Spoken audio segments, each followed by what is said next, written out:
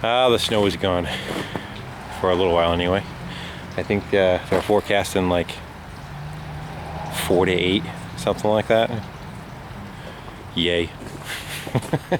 Day after tomorrow. I blew out my my garden hoses and my pressure washer. And these are the rotors that were on that that Dodge Ram. And I think he definitely got his money's worth out of them, as you can see.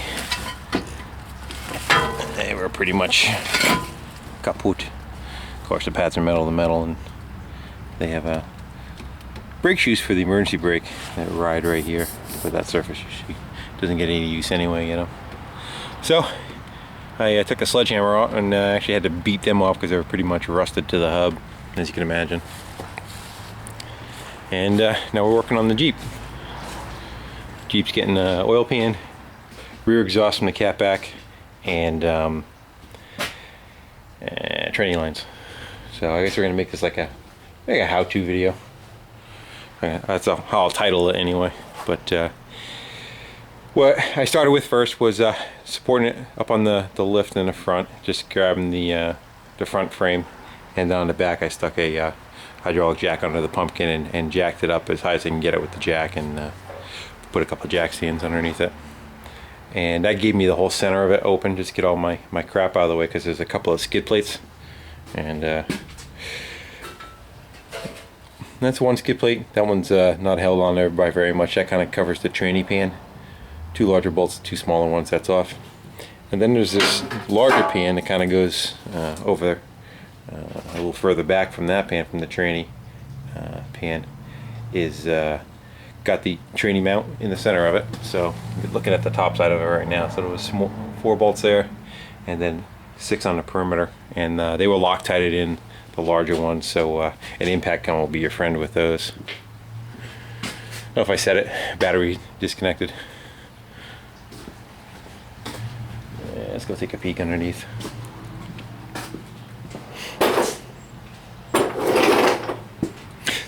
Not a bad job, just everything's so rusty that you gotta kind of like finagle everything, you know. There's worse and there's better jobs to do. So let me see if I can kick a light on here on the camera. And basically, as you can see, that one pan kind of went from like, where is it? Right here. You can see where it lines up with the trans, you know. You can't see any of the trans or the transfer case. From there to here, for 2 feet of the center of it. What I did to support the tranny is you can only access the drive shaft. I really didn't want to jack it up by the drive shaft, so I stuck a 2x4 from the transfer case to the drive shaft, and then, you know, the block of wood's actually bolted to that plate, so it's not like it's tippy or anything. All that's solid. It's all one solid unit. Just jacked it up, took some of the tension off of it, and was able to unbolt that belly pan, get that out of your way. After that was out of your way, that's the union where the exhaust is. Crawl under here. There was a union right there, and this one was, as I said, the mufflers getting replaced anyway, but the bolts were shot. There was no way you were going to get them out of there. You know, if I was keeping this muffler, I probably would have heated the nuts off, but the nuts were, you know, how they corrode and go down to nothing.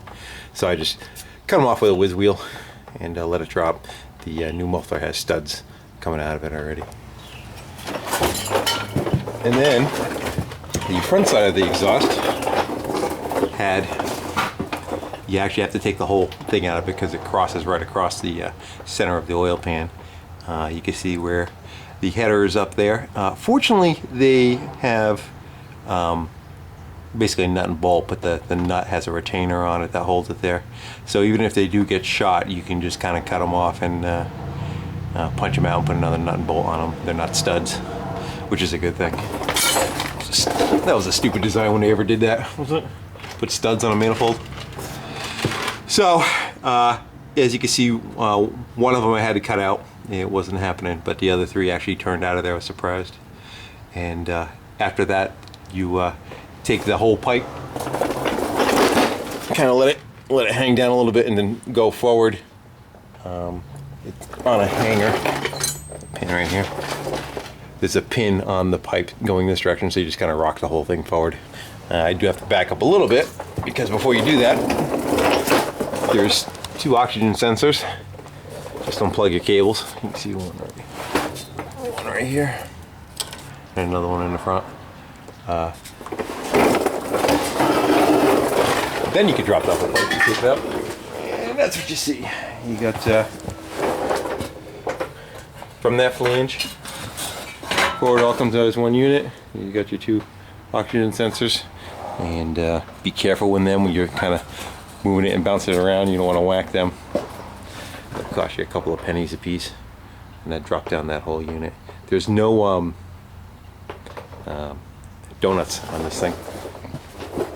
They just go steel on steel, and the same thing with the muffler. Here's the new one, steel on steel. Like a ball socket, I guess it's hooking flex. So, continuing on, we unbolted the starter, 2 bolts. Starter's real light in this thing. If it was a heavy starter, you should tie it up with some mechanics wire, but this thing probably weighs 3 pounds, if that. So the heavy cable's holding it fine. And you just gotta get that out of the way, just because you gotta get access to those bolts on the pan. So that's where we are right now. We got the belly pans off, the exhaust off, starters out, and we had trainee cooling lines that, let's see if I can show you, run from right here. They kind of suck in pretty close. They trail along the oil pan. They trail along that oil pan. They go up to a couple of flex lines in the front. You see that flex lines have a couple of clamps on them. I just have them so the radiator doesn't drain while they're being cut off. And I ended up actually just cutting the ends right off because the rubber just wasn't going to cooperate. And we're doing new trainee lines because that's the line that was on there. And as soon as I touched it, there's just nothing left of it. It just went to dust. So I got to get a couple of those, and we'll rebend up a set of new lines. And they are sitting right here, hanging. I just got them draining just so they don't make a mess of my car when I go to size up a new set. They only have a fitting on one end, the other end has a hose, so it's not too bad. You know, you're just gonna use it as a pattern and bend them up, and they're pretty forgiving. Even if you're off a little bit, you can kind of fudge or ludge it while it's under there. And that's where I am right now. I think I'm probably just gonna pop the oil pan on the oil plug on this thing and let the trainee drain. Let the motor drain of oil so there's nothing in there. And tomorrow when I'm dealing with pulling the pan down, I'm not getting all kind of caca all over me. This is the new pan.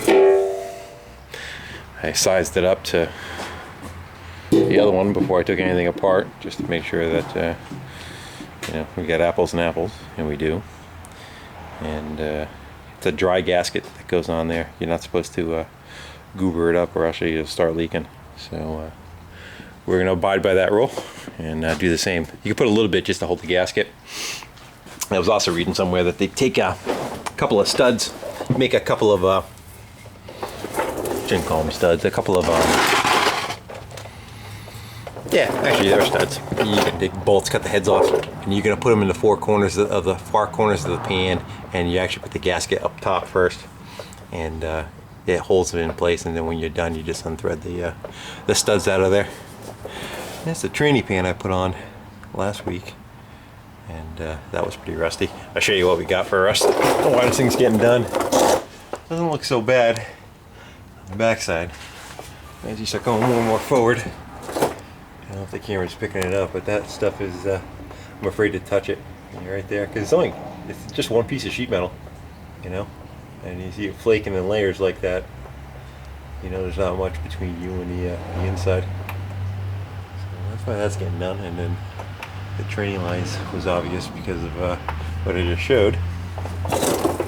But yeah, it's a New England car, so they have rust under them. It's actually an auction car. It was bought at an auction, so you don't quite know what you're gonna get. That's where we are. till tomorrow. So I guess we're going to call this part 1, and just a little overview of what you need to take apart to get to it. If you had a standard trans, of course, you're not going to have those cooling lines to even deal with, so it'll be an easier issue of doing the pan. Oh, she's getting dark, so I guess I'm going to go call her a day. Love that smell of burnt tranny fluid.